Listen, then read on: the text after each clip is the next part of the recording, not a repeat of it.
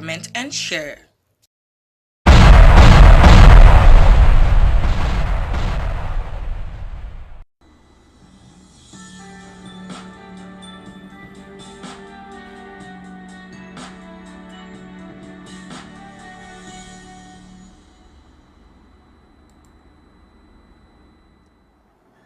Aki ẹ̀yin ènìyàn wa tí ẹ ń wò wá padà sórí ètò wa padà ní bá ṣe ń sọ̀rọ̀ yìí. Mo kí ọkùnrin, mo kí ọmọdé, mo kí àgbàlagbà, mo kí onílé, bẹ́ẹ̀ ni mo kí àlejò, bẹ́ẹ̀ lágbára Elédùmarè, àjọṣe gbogbo wa kò ní bàjẹ́. Ọlọ́run Elédùmarè, ọba tó dá wa, tó mọ̀ wá, ọba tó ní wá, torí pé ẹ̀dá kan ò ní rẹ̀ àfi ẹni tí Ọlọ́run ọba tó bá nìní. A ti wà lórí ètò yìí tẹ́lẹ̀tẹ́lẹ̀, àmọ́ ó dàbẹ̀ ni pé nẹ́tíwọ́ọ̀kì tá ń lò yẹn ó wá ṣe ṣégeṣége. Látara bẹ́ẹ̀ a ń láti padà sí ibi tí a ti ń bọ̀ láti lọ tuntun ẹrù wa dì. Àtúndì Ọlọ́run sì ní pé kí a rí dì. A dúpẹ́ fún Ọlọ́run ọba torí pé òun nìkan lọ́ba tó máa ń ṣàánú fẹ́ dá. A pè àkọlé ètò yìí, a pè ní pé èmi dúró ní tọkàntọkàn pé lótìtọ́ àti lódodo, láì ní fi nǹkan míì kún, láì ní mú nǹkan míì kún. Orílẹ̀-èdè kóòtù òjìire tí a mọ̀ sí Yoruba Nation. Mo ní orílẹ̀-èdè yìí, mo ní yóò padà wá dúró. Ó ní tí mo rí, ó ní tí màá sì tún máa ṣàlàyé fún ẹnì kọ̀ọ̀kan wa torí pé gbogbo apáta ó máa ní ntaari. Yorùbá wọ́n ní tí ò bá nídìí obìnrin ò kì í wàrù ọwọ́. A jẹ́ wípé eléyìí tí ó bá ti wàrù ọwọ́ ò ní. Ní báyìí màá bẹ̀rẹ̀ ètò yìí ní pẹrẹwu.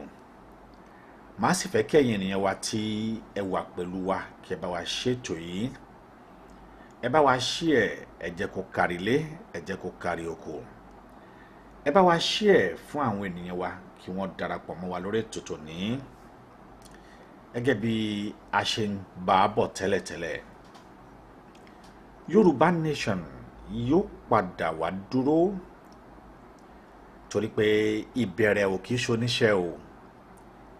Ẹni tó bá ṣe dópin òun náà ni a ó gbàlà. Gbogbo àwọn ènìyàn tí wọn yóò máa join wa lórí struggle báyìí, àtàwa tá a ti wà ń bẹ̀. Ìbéèrè mi sí ẹnì kọ̀ọ̀kan wa ni wípé ṣé lótìtọ́ àti lódodo òun la fẹ́ gba ilẹ̀ bàbá wa? Tẹ́lẹ̀ yìí bá ti ń bẹ lọ́kàn wa pé lótìtọ́ àti lódodo òun la fẹ́ gba ilẹ̀ bàbá wa, mi ò rò pé ohunkóhun yẹ kó bà wá lẹ́rù. Mi ò rò pé ohunkóhun wà tó yẹ kó fò wá láyà. Mi ò rò pé ohunkóhun wà tó yẹ kó ṣẹ̀rù bà wá. Tá a bá wò ó, torí wọ́n á ní ìsíwò ó, ìwòrì wò ó, ohun tá a bá dìjọ wò wọn a máa gún régé ni.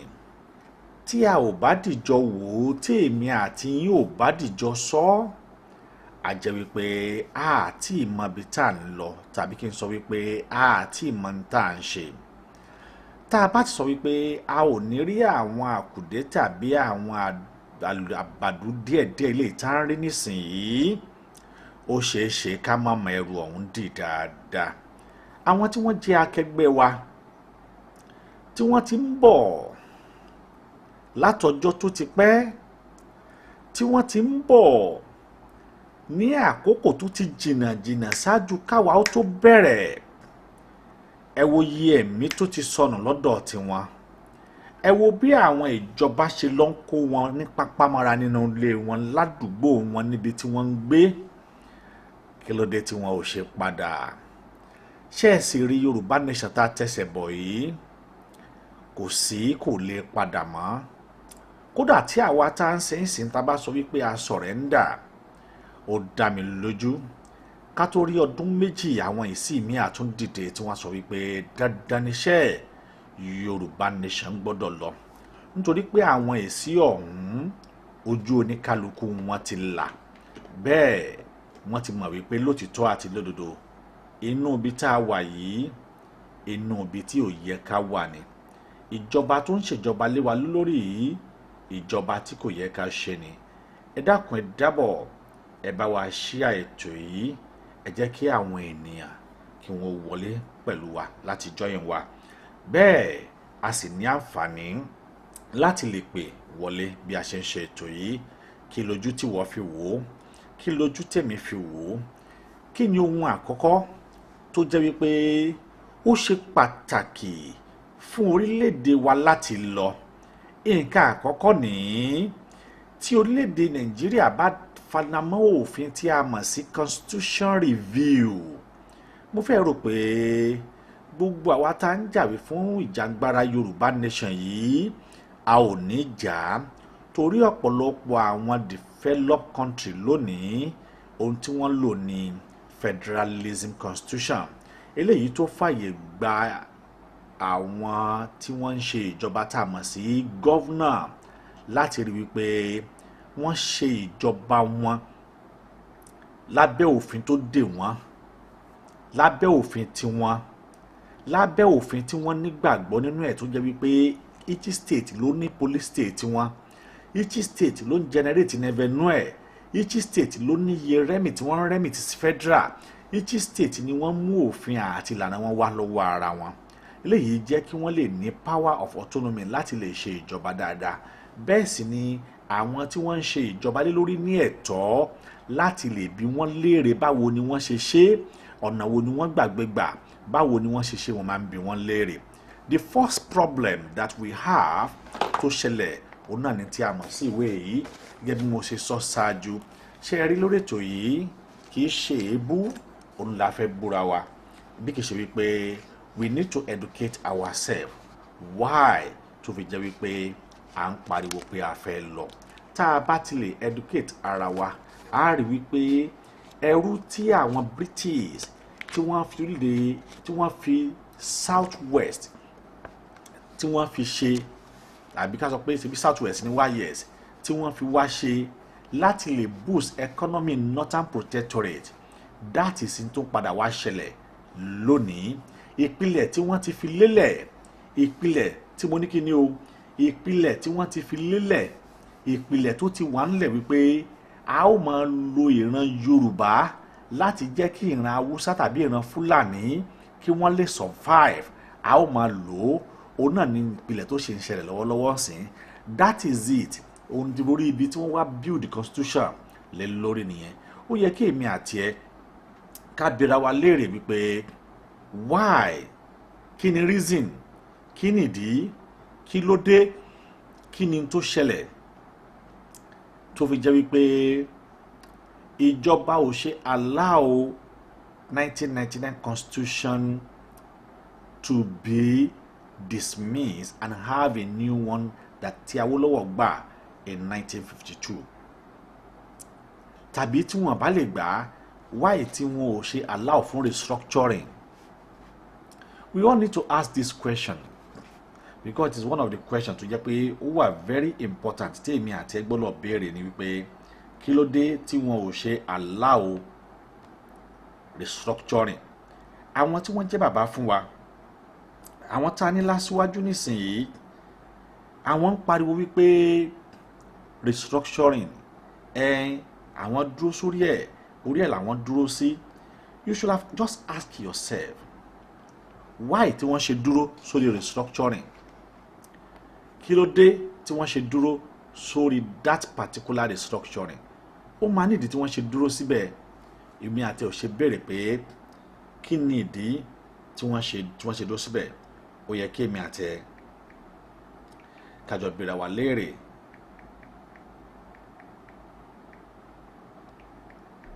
Ẹ jẹ́ bá wa ṣètò yìí.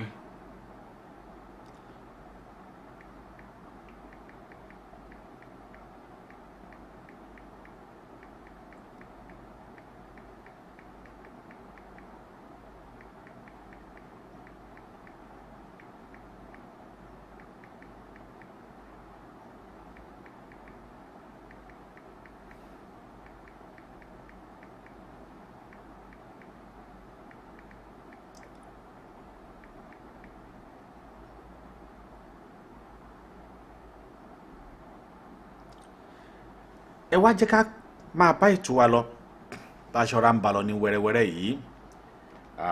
A rí wípé ìdí tá a ṣe fẹ́ lọ èmi àti ẹ a ó mọ̀ nísìnyí bẹ́ẹ̀ yóò sì yé wa. Kí ni ìdí àkọ́kọ́? Yẹ ká wò wípé báwo gan ni amalgamation ṣe wáyé, because that is the main problem. Ibi tí wàhálà wa tó ti bẹ̀rẹ̀ rẹ o. Wàhálà wa ò dédé bẹ̀rẹ̀, wàhálà wa bẹ̀rẹ̀ látàrí bí lọ lúgà kò ṣe lè rí owó finance Northern Protectorate. Màá sáré gbé wa lọ sí inú àwọn ìwé tá a mọ̀ sí ìwé pé kí la máa ń pè é, ìwé wípé ẹ̀rí rèé máa jẹ́ mi nìṣó. Kí náà máa ń perú ìwé bẹ́ẹ̀, òun náà ni tí a mọ̀ sí orí Google. Ní òní mú wá lọ́wọ́ ara mi fún lára mi, torí pé eléyìí yóò lè fún èmi àti ẹ ní opportunity láti lè mọ the reason èyí tí a ṣe fẹ́ lọ, láti mọ bó ṣe ṣe pàtàkì fún wa láti lọ, láti lè mọ ìdí pàtàkì tó fi jẹ́ wípé lílọ wa nìkan náà ní ọ̀nà àbáyọ sí ní tó wà nílẹ̀ yìí. Lóòótọ́ ó lè máa sọmọ lóòkú bẹ́ẹ̀, ká máa fà á kó má tóra, ká máa gbé kó má jọ, ká máa lù ú kó má wù ú bá a ṣe ọ̀rá ń ṣe yìí. Ṣùgbọ́n níwọ̀n bá ìgbà tá a bá ti fi sùúrù àtọmọlúàbí ṣe, tá a sì ń bẹ lọ́hùn, ó dá mi lójú wípé a padà kúrò tá a sì lọ. Ṣùgbọ́n ohun tó kọ́kọ́ ṣẹlẹ̀ ni wípé orílẹ̀-èdè ilẹ̀ Kóòtù Òjìrè tá a mọ̀ sí South West, ó jẹ́ orílẹ̀-èdè tó kún fún wàrà àti fún oyin, orílẹ̀-èdè tó kún fún ìdùnnú àti fún ayọ̀, orílẹ̀-èdè tó jẹ́ wípé kò sí ẹnikẹ́ni tó ní ọrọ̀ ajé tó wà nígbà tá à ń ṣe. Ọrọ̀ ajé wa pọ̀ débi wípé a ti rí ìjọba gan ò mọ̀ wípé a ní ọrọ̀ ajé tó tó báyìí. Wọn ò mọ̀ wípé Ọlọ́run kẹ́ wa lọ́pọ̀lọpọ̀. Láti bí ìmàfẹ́kẹ́jẹ́ ká lọ sí Loluga create Nigerian at age of 104 years ago. That is 104 years ago. That is when Nigerian was created.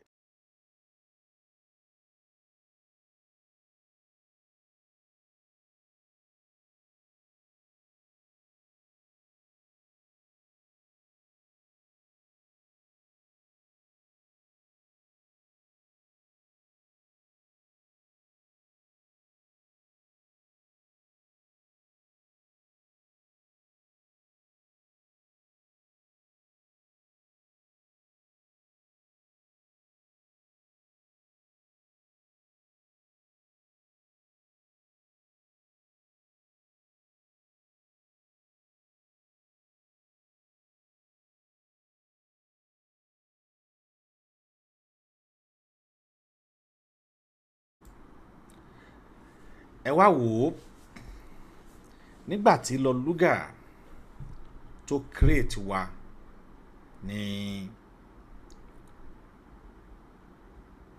104 years ago, inú gbogbo wa lè máa dùn wípé àwọn tí wọ́n create wa yìí, àwọn tí wọ́n kó wa lẹ́rú yìí, àwọn tí wọ́n fi tipátipá so wá pọ̀ yìí, àwọn tí wọ́n márì wa ní ìgbéyàwó àpàmàdodo yìí, kí ni tí wọ́n rí lọ́bẹ̀ tí wọ́n fi wá ru ọwọ́? Kí nìdí pàtàkì tí ẹ rò pé wọ́n fi rò wípé kí àwọn kí ó so wá pọ̀ ní tipátipá? Òun náà nìkan ni ọ̀nà àbáyọ èyí tí ó lè ṣe tèmi àti ẹ lè rè. Now máa fẹ́ kẹ́ ká lọ sínú àwọn ìwé yìí. Èmi kọ́ ni mo kọ, ṣùgbọ́n ìwé yìí àwọn tó kọ síbẹ̀ mọ̀ wípé yóò ṣe èmi àti ẹ láǹfààní. Màá mú fún wa pé kí ni bó ní ìpilẹ̀ṣẹ̀, because that is foundation of this problem. Foundation bẹ̀rẹ̀ màá ṣàlàyé fún wa. Ó ṣeéṣe kí n má lè parí ẹ̀ tán lónìí, ká pè ní part 1 and part 2 part 3. but foundation ẹ̀rẹ́ ẹ rántí wípé nígbà tí wọn ò tí ì sí amalgamation ní 104 years ago oníkálukú ló ń ṣe ìjọba ẹ̀ orílẹ̀-èdè mẹ́tàlá ní we have Northern Protectorate, then we have South-West Protectorate, then we have South-South Protectorate. Nínú àwọn protectorate mẹ́tẹ̀ẹ̀ta yìí ohun tí àwọn British ṣe ni pé wọ́n fẹ́ test àwọn mẹ́tẹ̀ẹ̀ta yìí wò, that is the knowledge, kí wọ́n wo capacity àti standard of each protectorate láti lè feed ara wọn. It was so perfect that Awolowo was emerged and it was a great among other. Wọ́n ṣe bẹ́ẹ̀ yẹn bọ̀ kí wá láwọn British kí wọ́n ṣe o. Nígbà tí wọ́n ṣe bẹ́ẹ̀ àwọn Haúsá tí wọ́n sọ pé àwọn làwọn ní nǹkan kan lónìí, ìwé ò kì í parọ́, ìtàn ló máa ń kú, máa ń mú tàn yín wá láti ìbẹ̀rẹ̀. Then àwa wò ó, wọ́n sọ wípé Loluga created Nigeria 104 years ago. Loluga create Nigeria. How? Báwo ló ṣe create Nigeria? On January 1st, 1994, Lord Frederick Lugar, the governor of both the Northern Nigerian Protectorate and Colony and Protectorate of Southern Nigeria, signed a document consolidating the two, thereby creating the colony and the protectorate of Nigeria. 46 years later, in 1960, Nigeria became an independent state. Anniversary, a time for reflection and giving that today, just over 104 years after the amalgamation, the country is still grappling with its national identity and a reclaimed separatist movement. It is worst reflecting on how exactly Nigerian became Nigeria. Ẹ̀rí tí wọ́n sọ pé ó burú, báwo ni Nàìjíríà yìí, báwo ló ṣe jẹ́ Nàìjíríà, ọ̀nà wo la gbà jẹ́ Nàìjíríà, ẹ wá wo ibi tí wàhálà ti wà o, ẹ wo wàhálà wà o. Wọ́n ní before European arrive in the territory that is now Nigerian, kí wọ́n tó dé ní ìlú tí wọ́n ń pè ní Nàìjíríà báyìí, a number of different civilizations existed those presents. Can you look at that sentence? Look at that sentence. A number of different civilizations existed. A number of different. Wọ́n sọ wípé èèyàn kan, wọ́n ò sọ wípé Hausa, wọ́n ní a number of different. That sentence of different, that verbs different of different civilizations existed. Those present it is fit today. One for example, in North, Islam was predominant. In the 19th century, there were two Islamic empires, the Sokoto Caliphate and the Borno Empire. Àwọn méjì tí wọ́n wà nìyẹn, Sokoto Caliphate and Borno Empire. To the southwest lay numerous Yoruba city state. Can you imagine? Look at this sentence. They said to the southwest lay numerous Yoruba cities. Numerous Yoruba city. That is, at that particular time, the only two Hausa state Islamic states here, it is only Sokoto and Borno Empire. No other state apart from these two states. At that particular time, no other state apart from these two states, Sokoto Caliphate and Borno. But to come to the southwest, they said southwest laid numerous Yoruba city states. It's as S, city state. That is mean we have more than 2, more than 3, more than 4, more than 5 states which were existent before the European came to Nigeria. that generally had in common harmless religion and were only sometimes united. Look at that. They said we are only, can you imagine, religion and we are only sometimes united. That is means as a Yoruba man, as a Southwest, we are all united from our own generation. Religion is not our barrier. Religion kì í ṣe problem wa. Ní problem pẹ̀lú religion. Ẹ̀wọ̀n tí wọ́n sọ níbẹ̀. Then wọ́n wá tẹ̀síwájú. Wọ́n ní to the Southwest. Wọ́n ní to the Southwest was an Igbo kingdom. Iri had a collection of semi-anatomous town and village in the Niger River Delta. Wọ́n ní such religion were linguistically, religiously, and politically distinct. Mi ò tí débi tí wàhálà ti wà o. I'm just bring a preamble. Wọ́n ní why other colonial power such as Portuguese became involved in the region by way of the slave trade as earlier as 15th century. The British arrived in force only in the 18th century. It was not until 1861. It was not until 1861 that they formally occupied their first Nigerian territory. That is mean, gbogbo wọn wá ń rajà, wọn wá ń ra ẹrú as back of tí ó ti di 1861 wọn ò tí ṣetán nígbà yẹn. But nígbà tó di 1861 kí ni wọ́n ṣe yìí? Wọ́n ṣe kí ni o?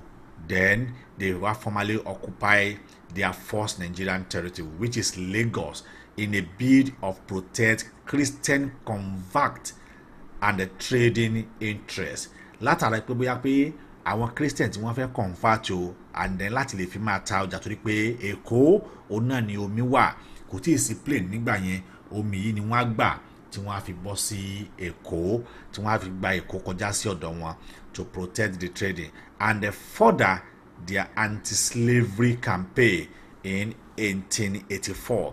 Nígbà tó di 1884, wọ́n bẹ̀rẹ̀ anti-slavery campaign. The British occupied what would later become the Southern Protectorate. Kí ni wọ́n ṣe o? Wọ́n gba ilẹ̀ Haúsá. Wọ́n ò tí ì rí ilẹ̀ Yorùbá gbà. Wọ́n gba ilẹ̀ Haúsá Protectorate and the Northern Protectorate piecemeal from 1900 to 1903. Within 1900 to 1903 ni wọ́n gba àwọn ìlú Haúsá yìí. Nígbà tó di 1903, the British control the territory that comprising modern Nigerian, but as the three separate administrative blocks. Wọ́n wá ń run rẹ̀ on a three separate administrative block because wọ́n believe pé àwọn kìíní yìí wọn ò kìí ṣe papọ̀. They are different in culture, they are different in language, they are different in entertainment, social amenities. Àjọra ọ̀tọ̀ọ̀tọ̀ ni wá. Ẹgbọ́n tó sọ wọ́n ni pé but as three separate administrative blocks, ọ̀nà mẹ́ta ni wọ́n gbà run. As earlier as 1898, the British considered combine the then three protectorates. Ìwọ tó bá mọ ìtàn Yorùbá sọ wípé tọmọdé ò bá bátàn ọmọdé yá bá àrọ́bá.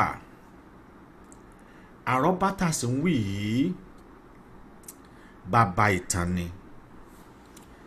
It is true to search for the knowledge. Tá a bá ti lè wá ìmọ̀ rí, a lè jẹ́ kí èmi àti ẹ ó mọ ibi tá a ti ń bọ̀. A lè jẹ́ kí èmi àti ẹ ó mọ ibi tá a ti dé. As you can see, nígbà tó di 1898, the British considered combining the three protectorates to reduce the administrative burden. Look at this statement. Look at this simple statement. Wọ́n sọ pé kí ni o, to reduce the administrative burden on the British and allow the rich South to effectively subsidize the source less economically prosperous North. Wo bí yìí, wo ohun tí wọ́n ṣe láti bí jẹ́ kí underline. Àwọn Fúlàní adé máa sọ wípé àwọn làwọn ran Yorùbá, àwọn làwọn ní resources, àwọn làwọn ran Yorùbá lọ́wọ́ àbí àwọn làwọn ṣe kinní kan. Ìwọ gan fúnra rẹ̀ gbọ́ kí ni rísì tí wọ́n ṣe join gbogbo ìlú mẹ́ta pọ̀ in 1898. Wọ́n ní láti lè reduce administrative burden on the British to allow the rich South to effectively subsidize the source less economic. Wọ́n ní ìdí tí wọ́n ṣe pé kí wọ́n lè allow àwọn South West, ìyẹn South West yóò kán lè allow wa kó jẹ́ pé àwọn tó bá jẹ́ rich lára wa o, àwa láwa máa subsidize sí economic north tó wà poor. Economic north yẹn o tó wà poor, tí ò wúlò, tí wọn ò rí kankan mú kò ń bẹ́ẹ̀, tó jẹ́ pé aṣálẹ̀ ni o, wọ́n wá ń fi south west ni wọ́n wá fi ń boost economic ti kíni o ti north. Whereas ohun tó sì ń ṣẹlẹ̀ dé sí yìí òun náà sì nìyẹn, ohun tó sì ń happen dé sí yìí òun náà sì nìyẹn, wàhálà tàdé sì ń face dé sí yìí òun náà sì nìyẹn, ìbànújẹ́ tá ń face dé sí yìí òun náà sì nìyẹn. They are using us to build the economic of the south, of the north. They are using our Yoruba income láti lè build the economic ti kíni o ti north. That ń tà dẹ̀ sí tó sì ń ṣẹlẹ̀ di sìn yìí òun náà ni, ohun tà dẹ̀ sí ń ṣe di sìn yìí òun náà sì nìyẹn. Àti kúrò ń bẹ̀, inú ẹ̀ la sì wà, ohun tó sì ń ṣẹlẹ̀ di sìn òun náà nìyẹn. Unless we are just deceiving ourselves, unless kíni o tí a bá ń deceive ara wa, ohun tó sì ń ṣẹlẹ̀ di sìn yìí òun náà nìyẹn. Just look at that paragraph. As earlier as 1898, the British considered combining the then 3 protectorates to reduce the administrative burden on the British, to allow the rich. Wọ́n tẹ́ bá di bí wọ́n ṣe sọ yìí, wọ́n ní to allow the rich. Ẹgbọ́n dada, wọ́n ní to allow the rich. Underline that word, to allow the rich South. That is me pé èèyàn tó rich ni wá, èèyàn tó ṣe kí ni o, èèyàn tó rich ni wá, èèyàn tó ní owó lọ́wọ́ ni wá, èèyàn tó ní ọlá ni wá, èèyàn tó níyì ni wá, èèyàn tó ní owó lọ́wọ́ tó jẹ́ pé orówó ná, orówó ìyá bù ná, orówó bàbá bù ná ni wá. Kí wá ló wá ṣẹlẹ̀? The Lagos colony was later incorporated into a southern Nigerian protectorate for Badagry reason, nítorí omi. This is what Loluga was referring to in his infamous description of how a marriage, can you imagine, of how a marriage between the rich wife of substance and the south, and the poor husband, the north, will lead to a happy life for both. This sentence is something that I just need to let everyone understand it, and they see what exactly is there. And then if you cannot get it right now, we will surely get it right, whatever how it is. We will surely get it right, whatever how it is. Look at that sentence said, this is what Loluga was referring to in what infamous description of how a marriage between the rich wife of sultans and means the south, and the poor husband the north, would lead to a happy life for both. Some have suspected that Loluga was also referring to the political supremacy of the north over the south. The name Nigerian was coined by the further Lady Loluga in 1879. That is 1879. That is when Laura Shaw later named that Nigerian. London Times article eléyìí kò sẹ́ni tó lè gbé kúrò ńbẹ̀.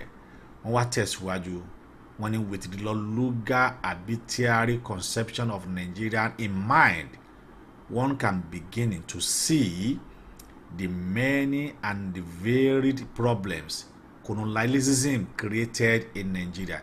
They have created a lot of problems. Okay, wá ṣe Nigeria nìkan. In Nigerian, across West Africa and around the world, not less among this problem for Nigeria in particular, then was the problem of the ununified national identity. Ununified national identity. Kí ni wọ́n pè ní problem of ununified national identity? There is a problem of unified national identity because mọ́ra wa, gbọ́ra wa yé. Hausa yàtọ̀ sí Igbo, Igbo yàtọ̀ sí Yorùbá, Yorùbá yàtọ̀ sí Hausa. Wọ́n wá sọ wípé on what? On unified national identity. It is no wonder that the fascist people forcibly united into a single state. Can you imagine?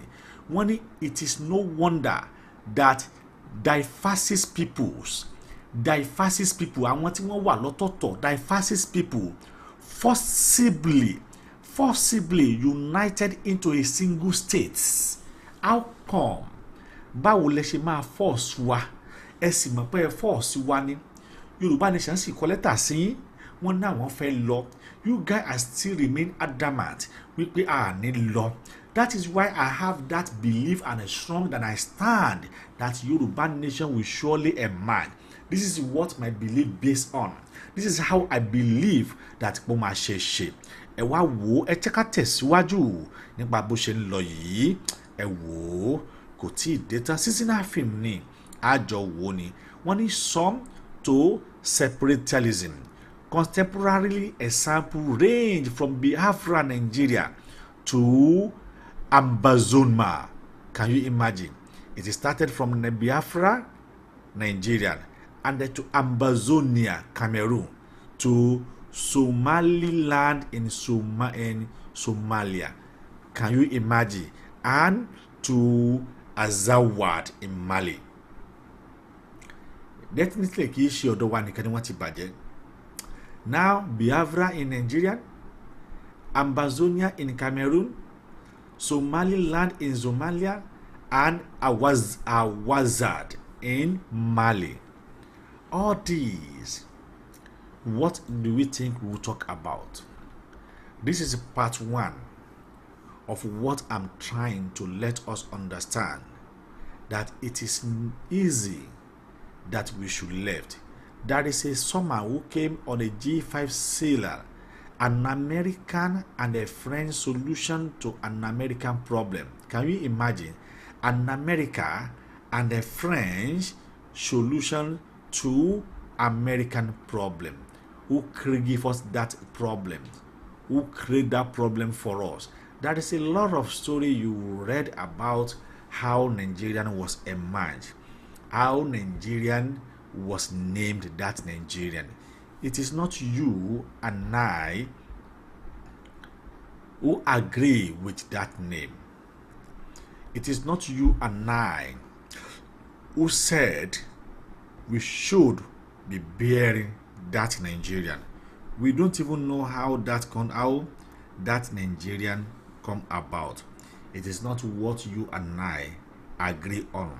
It is not what you and I accept on. It is not what you and I present on. We only see ourselves bearing that name, and we will all continue to bearing that name.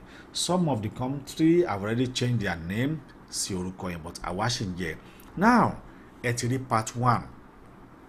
Ibi tí problem wa ti wà ní pé láti lè join àwa tá lówó, which is wọ́n wá pè wá ní wife, because wọ́n mọ̀ wípé Hausa Fulani padà bọ̀ wá rule wa. That is why they said we are wife, because they have their own plan at the instant. Wọ́n ti plan ẹ̀ sílẹ̀ láti lè jẹ́ kí northerner kí wọ́n lè survive. Ó ní wọ́n ṣe match wa papọ̀ láti lè lo resources ilẹ̀ Yorùbá láti lè fi feed àwọn Fulani àti Hausa. Tẹ́ bá dẹ̀ wo statement yẹn dáadáa, in 1900 to 1903 àwọn tí wọ́n jẹ́ Hausa nígbà yẹn ò ju ìlú méjì lọ, the Sokoto Protectorate and the Sokoto Caliphate and the Borno Empire. If you look at it very well, it's supposed to be clear to both of us that we Yoruba have been existing as back as 8,000 years, because tẹ́ bá wo tán sọ wọ́n sọ wípé, and then the Yoruba in the Yoruba world in a separate city states. Sì ni wọ́n fi sẹ́yìn ẹ̀, that is mean to pé láti lè pé a ti wà dẹ̀ tí exist látọjọ́ tó ti pẹ́, a ti wà dẹ̀ tí ń jẹ́ ìlú látọjọ́ tó ti pẹ́, a ti wà dẹ̀ tí ń jẹ́ ìlú ṣẹ̀ látọjọ́ tó ti pẹ́. Eléyìí ló yẹ kó jẹ́ ohun tí ó máa jẹ́ àǹfààní fún wa, wípé àwa ọmọ kóòtù òjíire, àwọn ọmọ tọ́lọ́run dá, àwọn ọmọ aládé, Ọlọ́run mọ̀ wípé èèyàn tó dáa ni wá, a ní owó, a ní ọrọ̀. Ọlọ́run kẹ́ wa pẹ̀lú tó ń jẹ́ ọrọ̀ tó fún wa. Ọlọ́run ò fi ọrọ̀ ẹ̀ kò fi dà wá láàmú. Ọlọ́run ò fi ọrọ̀ tó fún wa kò fi pè wá ńká. Àwọn ọmọ kóòtù òjíire, ẹ̀yin náà wo ibi tọ́lọ́run dá wa sí. Ẹ wo ọlá àtọlà èyí tí Ọlọ́run fún wa. Ẹ wo ipò èyí tí Elédùmarè èyí tó gbé wá sí. Ẹ wo àwọn ọlá yìí, ẹ wo bí wọ́n ṣe jẹ́ ọlá tó. Ẹ wo àwọn ọlá yìí, ẹ wo bí Ọlọ́run ṣe fún wa tó. That is why tó fi jẹ́ pé lónìí tá a bá sọ wípé a fẹ́ lọ, ó máa àwọn Haúsá tàbí Fúlàní tàbí ìjọba tó wà ń bẹ̀ lónìí, wọ́n á fẹ́ gbógun ti wá. Wọ́n wá bi mí léèrè wípé kí ni tí wọ́n ń gbógun fún wa sí? Kí ni ìdí tí wọ́n ṣe ń gbógun ti wá? Kí ni tá a ṣe tí wọ́n fi ń gbógun ti wá? Kí ló tí wọ́n lè rí tàbí tí wọ́n pé ìdí rèé táwọn ṣe ń gbógun ti wá? Kí ni tí wọ́n fẹ́ sọ pé ìdí rèé táwọn fi ń bá wa jà? Kí ni tí wọ́n fẹ́ rí mú dání pé ọ̀nà rèé táwọn fi ń gbógun ti ìran wa? Ṣé bí ó yé wọn, wọ́n sì rí wípé lóòtítọ́ àti lódodo àwa ni wọ́n lò láti lè boost ọ̀dọ̀ wọn. Àwa ni wọ́n lò láti lè jẹ́ kí àwọn gan kí wọ́n lè wà sọ kí wọ́n lè survive, because ìtàn yìí fi yé wa wípé wọ́n lo the rich north. The statement said the rich south to subsidize. Kí ni wọ́n ń pè ní subsidize? Kí ni tá à ń pè ní subsidize? Láti lè ṣe kí ni o, láti lè jẹ́ kí àwọn wọ̀nyí káwọn gan lè survive ni, kí wọ́n lè survive. Then tí ò bá sí àwa, wọn ò lè survive. Tí ò bá sí kí ni o, tí ò bá ti sí àwa, kò sí báwọn ṣe fẹ́ ṣe tí wọ́n lè survive. Àwa ni survivor wọn. Àwa ni wọ́n máa fi survive. Àwa ni wọ́n máa fi boost economic wọn. Àwa la máa jẹ́ kí wọ́n mọ̀ wípé ọ̀nà tẹ̀yìn lè gbà tẹ́ lè fi mórí bọ́ ọ̀dọ̀ tiwa ló wà. Tí ò bá ti sí àwa, kò sí báwọn ṣe fẹ́ ṣe, wọn ò lè lọ. Kò sí ọ̀nà tó fẹ́ gbé gbà, ṣùgbọ́n wọ́n lò wá láti lè survive. Tó sì hàn gedegbe báyìí wípé àwa ni wọ́n lò.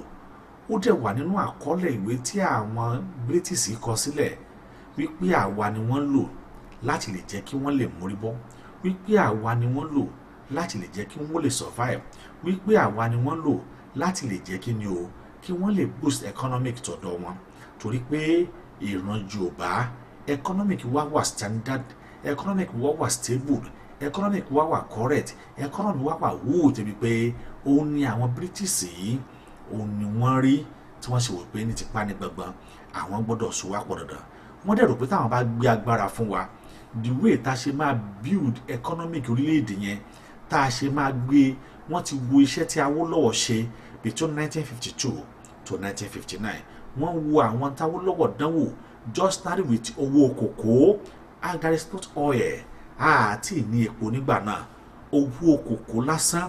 Ẹ̀wọ̀n tí Awólọ́wọ̀ tó fi owó kòkó tó fi ṣe, òun ló fi jẹ́ wípé ẹ̀mẹ́ta ọ̀tọ̀ọ̀tọ̀ tí bàbá yìí tó contest fún president wọn àjẹ́ kó wọlé. Òun ló fi jẹ́ pé lónìí ìjà àárín Awólọ́wọ̀ àti kíni o àti gbàgbé máa yìí àárọ̀ Ògbómọ̀ṣọ́ yìí ti ń jẹ́ mo ti gbàgbé ẹ̀ bá ti bá ráwọn tó lè ràn mí létí. Òun ló fi jẹ́ pé ìjà wọn Akíntọ́lá mo pick up Akíntọ́lá mami wa tí wọ́n pè wá yìí. Hello ma, hello ma, wà lórí ètò ní ma o. Hello ma, yà á wà lórí ètò ní ma, bóyá kí n lè pè ń padà mẹ́rẹ̀ bá wa dá sí tòní. Olóbi jẹ́ wípé wọ́n rí Awólọ́wọ̀ jẹ́ èèyàn kan tó ṣe dáadáa lọ́pọ̀lọpọ̀, tí wọ́n rí pé ó ṣe dáadáa, tí wọ́n sì rí pé ọ̀nà táwọn lè gbà òun náà ni wípé kí àwọn má jẹ́ kí Awólọ́wọ̀ débẹ̀ látàrí ní táwólọ́wọ̀ lè ṣe, kí àwọn má jẹ́ kí Awólọ́wọ̀ débẹ̀ látàrí ọgbọ́n ìmọ̀ àti òye ilé táwólọ́wọ̀ ní, kí wọ́n má jẹ́ kí Awólọ́wọ̀ débẹ̀ látàrí ohun ribiribi tàbí ohun mèremère èyí tí Awólọ́wọ̀ tó lè ṣe. Ọ̀nà yìí ni wọ́n gbà. Hello ma, hello ma, yes ma, yes ma, no going back ma, àmì àṣẹ ma, àmì ṣẹ́ bá wa dá sí tòní ma, àwa lórí ètò ní ma. Ẹ jẹ́ kí n pè padà mú wa lórí ètò tó máa ti parí program á pè.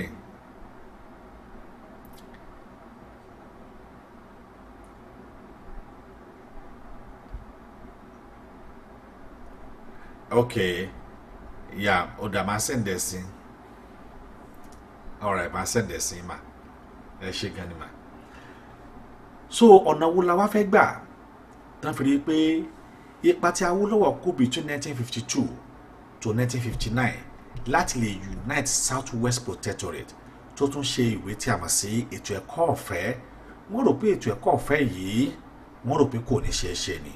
Wọ́n wò láàrin oṣù kìíní Awólọ́wọ̀ recruit about 5,000 students tí wọ́n dẹ̀ fún wọn ní oúnjẹ ọ̀fẹ́, tí wọ́n dẹ̀ lọ sí school ọ̀fẹ́. Wọ́n rí pé later nígbà tó di after 3 months ó increase sí 7,000. Èyí làwọn ará abiri mo ní fídíò ẹ̀ lọ́wọ́ lọ́la lágbára Ọlọ́run. Àwọn fídíò tá a play fún wa nìyẹn. Tá a bá fẹ́ sọ nípa bẹ́ẹ̀ Yoruba Nation fẹ́ lọ, kì í ṣe èébú, kì í ṣe fraka láàfin lè confuse àwọn tó bá ń wò wá, bí kì í ṣe wípé kíni ká jẹ́ kí wọ́n mọ reason gangan tá a ṣe ń pariwo, ká jẹ́ kí wọ́n mọ reason gangan tá a ṣe ń bọ́ síta. Ara àpẹẹrẹ ẹ̀kọ́ ni mo ti mú wá fún wa yìí. Ṣé bẹ́ẹ̀ gbọ́, èmi kọ́ ni mo kọ́, ìwé yìí ti wà ní kíkọ before láti ọdún wo. Ẹ wá gbọ́n tó ṣẹlẹ̀ níbẹ̀, mo ti kà fún wa. Wọ́n sọ wípé àwọn Fúlàní wọ̀nyí wọ́n ní àwọn join wa pọ̀ látàrí kí ni o, láti lè lo ohun tó jẹ́ ẹ̀tọ́ tiwa. You can imagine láti 1898 ẹ wo bí tá a ti bẹ̀rẹ̀ wàhálà. 1898 wọ́n sọ níbẹ̀ wípé the British consider combining the then 3 protectorates to reduce the administrative burden. Look at that statement. To reduce the administrative burden on the British and allow the rich. Can you imagine? Look at that. And allow the rich South to sufficiently subsidize the sourceless sourceless economically prosperous north. It is very clear wípé wọ́n lo ìran Yorùbá resources wa ni wọ́n fi build àwọn Hausa. Ìwé òní ẹ lọ sórí Google ẹ máa rí ńbẹ̀. Ó wà ńbẹ̀. Èmi kọ́ ni mo kọ́. Àwọn tí wọ́n kọ́ ò dẹ̀ lè ṣe mistake báwọn ọmọ tí wọ́n kọ́. Ṣùgbọ́n wọ́n á sọ sálẹ̀ gbọ́pàá tó máa sálẹ̀. Wọ́n ní ọ̀rọ̀ tí lọ lúgà sọ́jà yẹn wípé how a marriage between the rich wife, can you imagine a marriage between the rich wife of substance and means the south, a marriage of rich wife of substance, yẹn ni pé o marriage ìyàwó tá a fẹ́ láti lè kíni láti lè rí jẹ ìyàwó yẹn ní ó máa gbọ́ bùkátà òní ó máa raṣọ òní ó máa ránjẹ sílé òní ó máa sanwó skul àwọn ọmọ òní ó máa tún fọṣọ lọ́rùn ni wọ́n pè wá ní wife wọ́n ní miss the south and the poor husband, can you imagine wọ́n ní poor wọ́n sọ wípé rich husband o wọ́n sọ wípé and poor wọ́n tún kódà wọ́n tún wá kò tẹ̀ and the poor husband àwọn abúlé wọn ní the north will lead to a happy life for both, but it is never lead to a happy life for us. It is never lead to a happy life for it. Only lead to what? Lead to a destruction, lead to a destroy, lead to what? To back forward, not even forward ever. But today, ní lọ jìnnà lónìí káì a níṣẹ́ tó pọ̀ láti ṣe. To back forward, not forward. A nídìí iṣẹ́ tó pọ̀ láti ṣe láti jẹ́ kí àwọn ènìyàn wá kí wọ́n wà orí end tí wọ́n ká sọ fún wọn the reason why we need to go. Ká sọ fún wọn the reason why tá a ṣe gbọ́dọ̀ lọ, the reason why tó jẹ́ pé ó ṣe pàtàkì fún ìran Yorùbá láti kúrò, torí pé tí a ò bá lè jẹ́ kí àwọn tó wà tí wọ́n ń tẹ̀lé wa, tá a ò bá lè jẹ́ kí wọ́n mọ tá a ṣe fẹ́ lọ, tá a bá lè jẹ́ kí wọ́n mọ ìdí tá a ṣe gbọ́dọ̀ kúrò lóde Nàìjíríà, tá a bá mọ ìdí tá a ṣe gbọ́dọ̀ dá dúró gẹ́gẹ́ bí ara wa, ó ṣeé ṣe kó jẹ́ wípé a kàn máa mú òmùlòmù bá a dẹ̀ ṣe mú òmùlòmù yìí àwọn ènìyàn wọ̀nyí ò ní lè understand the gravity tó wà nínú wípé kí a lọ. Wọ́n à ní lè mọ̀ wípé lílọ wa yìí, lílọ wa ká kúrò, ká dá dúró láyé ara tiwa, ká dá dúró níṣọ̀kan tiwa, ká dá dúró as our own nation. Òun náà ni tí ó máa jẹ́ àǹfààní tí èmi àti ẹ tá a máa rí. Oyé yẹn ò ní yé wọn débẹ̀. Bẹ́ẹ̀ sì ni bóyá bíbú tàbí ohunkóhun tá a bá ti ń búra wa, òun ni àwọn máa wò gẹ́gẹ́ bí ọ̀nà tó ṣe pàtàkì fún wa láti lọ. Whereas it is not the best way. Rárá pé ká jẹ́ kí wọ́n mọ the main reason, the major reason, the vital major reason tá a ṣe gbọ́dọ̀ lọ. Kí ni wọ́n ń pè ní a dẹ̀ tún ṣàlàyé fún wa. Ntí lẹ́yìn eléyìí kí ló tún kàn lẹ́yìn ẹ̀? Ó tún wá kan tí a mọ̀ sí kí ni o? Tá a mọ̀ sí constitution. Àti so much nípa amalgamation. Ó tún sì kù jù bẹ́ẹ̀ yẹn lọ, because that amalgamation, if you go sentence by sentence, we still have article 1, article 2, article 3. Ó pọ̀ bẹ́ẹ̀ lọ. About how many pages? Mo rí about bóyá bí 15 pages tó dẹ̀ pé ó ní mini tó jẹ́ pé ó dẹ̀ wá pa gan, but jù bẹ́ẹ̀ lọ lágbára Ọlọ́run tó bá di lọ́la a máa ní láti tún continue níbi tí a bá dé yìí, because ó ṣe pàtàkì kí èmi àti ẹ ká mọ the main reason tí a ṣe ń pariwo wípé a fẹ́ lọ. Ó lè má ṣe ṣe báyìí ká máa wò pé ṣé kíní yìí ṣé yóò wá ṣe bí àbí ọ̀nà wo la fẹ́ gbà. Kò sí ọ̀nà tá a lè gbà láti lè gba òmìnira, kò sí ọ̀nà tá a lè gbà láti lè gba òmìnira. Ọlọ́run yóò sì ràn wá lọ́wọ́, Ọlọ́run yóò wà pẹ̀lú wa o. Mo mọ̀ pé lágbára Ọlọ́run, àánú Ọlọ́run yóò máa bẹ pẹ̀lú èmi àti ẹ. Mo rí pé ó yẹ kí èmi àti ẹ ó yẹ gan ni pẹ̀lú ohun tí èmi àti ẹ tá a gbọ́ ní alẹ́ yìí, pẹ̀lú ohun tí mo sọ fún ẹ lálẹ́ yìí. Kí ni èròǹgbà tiẹ̀? Pẹ̀lú ohun tí mo ra kà fún ẹ lálẹ́ yìí, kí ni èròǹgbà tiẹ̀? Ṣé wọ́n sì fẹ́ dúró sórílẹ̀-èdè Nàìjíríà ni? Àbí o fẹ́ kí ìran Yorùbá kó kúrò? Ṣé ìwọ sì fẹ́ dúró wípé kí Nàìjíríà kó máa exist ni? Àbí o fẹ́ kí Yorùbá kó dá dúró? Àwọn nǹkan tá à ń wò yìí, àwọn nǹkan tí ó ṣe wá láǹfààní, àwọn nǹkan tá à ń gbọ́ yìí, àwọn nǹkan tó lè ṣọ̀nà wá tún wá wò.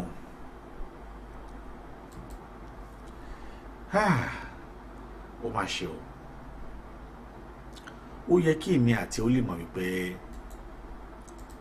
lílọ tá a lọ, dídà tí wọ́n dà wá pọ̀ yìí, aburú ló ṣe fún ìran Yorùbá, kò ṣe ìran Yorùbá lóore. Aburú òun ni ó ṣe kí ni o, òun ló ṣe fún ìran Yorùbá. Aburú òun ló ṣe fún ìran ọmọ kóòtù òjìrè. Aburú òun ló ṣe fún ìran wa. Tó bá di ní ọ̀la, màá ṣàlàyé pé kí ni ìdí. There is a five reason for this amalgamation. 5 reason tí wọ́n ṣe dà wá pọ̀. Màá sọ nípa ẹ̀. 1, wọ́n kọ́kọ́ dà wá pọ̀ náà because àwọn sí administrative convenience. The reason why they join us together is just for British to have what to call administrative conveniences. What I call administrative conveniences. Then the number 2, economic reason. The number 3, even development of its territory. Then the number 4, securing its territory boundary from the French and German neighborhood economy. So that is secure, there is a boundary from the French, from Germany neighborhood colonies, and also and so forth. Then number 5, to have the acquisition of the territory by the British from the Royal Niger. I said this thing. You will just argue because I live in Jos. There is a company in Jos called Unilever. That company was the one who used as a trade by Baton for Nigeria. They call it Royal Niger Company, who consciously catered, and it was revoked in 1900. I will speak concerning the major 5 reasons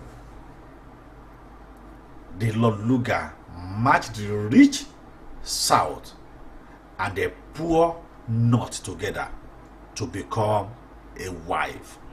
Just stay tuned. By tomorrow, you will hear another bombshell of what I'll be exposed. And let it expose the major reason why these people add us together to become one. But then you be alone, you do to wa. Alone you work with wa. Alone you see what wa like but alone. Ni agbára Ọlọ́run títí di la ta pàdé ayọ̀ àti àlàáfíà. Ìdùnnú ọ̀nà ni èmi àti yín yóò fi pàdé lágbára Ọlọ́run.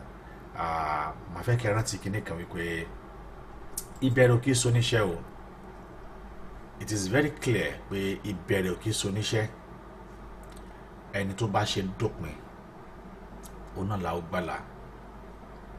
Àwọn nǹkan tó wù kó lè máa ṣẹlẹ̀ báyìí, agbọ́lọ̀ ní focus. Mo kí brother mi Omoboriowo Media, ẹ ṣé, ẹ káàbọ̀ sórí ètò wa. Bẹ́ẹ̀ ni mo kí Emmy, ẹ ṣé gan ni mo kí yín. mo dẹ̀ kí Dami Emmanuel ẹ̀yin náà ṣe gbàtàjọ ṣe ètò lónìí bí a bá wa ṣe ètò yìí tí a bá ti ń ṣe káwọn èèyàn kí wọ́n lè máa rí wa gbọ́ tá a bá ti ń ṣe ètò dáadáa ẹ̀rọ dákun máa bá wa ṣe àì Ọlọ́run yóò ràn wá lọ́wọ́.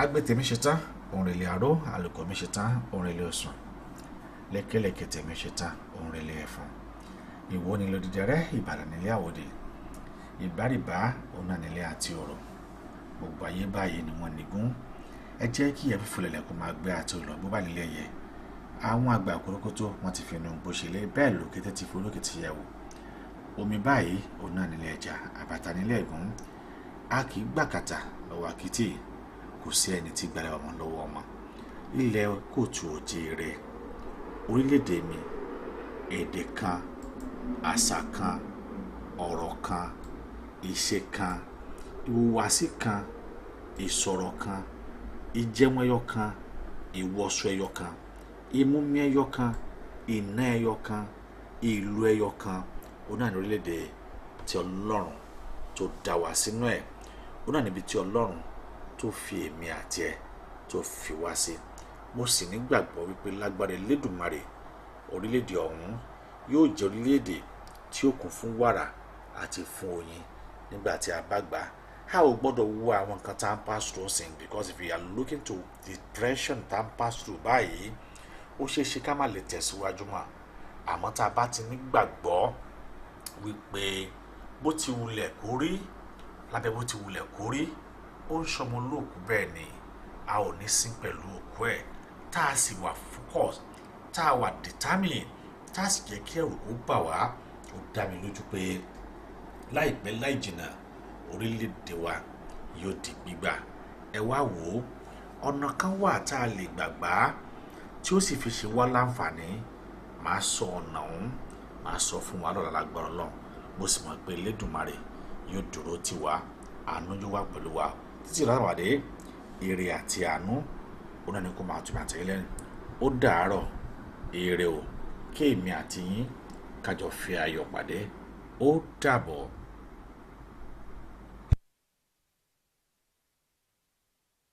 A kò lè gbàgbé ìfi Fúlàní Sẹ́ríkì joyè ní ìgbèríko wa. A kò lè gbàgbé ọgbọ́n àlùmọ̀kọ́rọ́ yìí láti gba ilẹ̀ ayébáyé wa. A kò lè gbàgbé ìgbìmọ̀pọ̀ Fúlàní láti múni sìn títí ayé láti sọ wá di ará nílùú bàbá wa. A kò lè gbàgbé ìgbìmọ̀pọ̀ Fúlàní láti sọ àwọn obìnrin wa di àkísà orí àtìtàn nílùú wa. A kò lè gbàgbé ìsọ Fúlàní di òmìrán tí ẹnikẹ́ni kò lè fọwọ́ kàn lábẹ́ òfin pẹ̀lú ìwà ọ̀bàyéjẹ́ tó wà lọ́wọ́ wọn. A kò lè gbàgbé ìwọlé bánijà lóru ọ̀gànjọ́ tí wọ́n fi pa àwọn akíkanjú méjì nílé olóyè Sunday Adéyẹmọ Ìgbòho Òòṣà ní ọjọ́ kìíní oṣù keje ọdún 2021. A kò lè gbàgbé ìgbìyànjú Fúlàní láti sọ ìlú wa di tiwọn àti láti gba ilẹ̀ ìbí wa pẹ̀lú àwọn ẹbí wọn láti orílẹ̀-èdè adúláwọ̀ Áfíríkà láti jẹ́ kí wọ́n lè máa gbé igbá orókè nínú ètò ìdìbò. A kò lè gbàgbé èròǹgbà àwọn Fúlàní láti fi owó ṣe ẹ̀tànjẹ fún àwọn ènìyàn wa láti gbàgbé ìpolongo fún àdádúró àwọn Yorùbá. A kò lè gbàgbé ìfimọ̀ṣe ọ̀kan àwọn Yorùbá láti ní orílẹ̀-èdè tiwa fún ìrandíran àwọn ọmọ wa. A kò lè gbàgbé àtìmọ́lé àwọn ènìyàn wa pàápàá jùlọ arákùnrin wa Ìgbòho Òòṣà nílùú Kọ̀tọ́nú àìbìkítà ìjọba Fúlàní fún pípa àwọn ọmọ Yorùbá ní orílẹ̀-èdè Yorùbá. A kò lè gbàgbé a kò ní gbàgbé ìpínlẹ̀ Yorùbá di ṣíṣe ìwẹ̀yìnwò kò sí rárá. Yorùbá ẹ jí ẹ má sùn o Oòduà gbè wá o kò ní gbé àwọn ọ̀dàlẹ̀.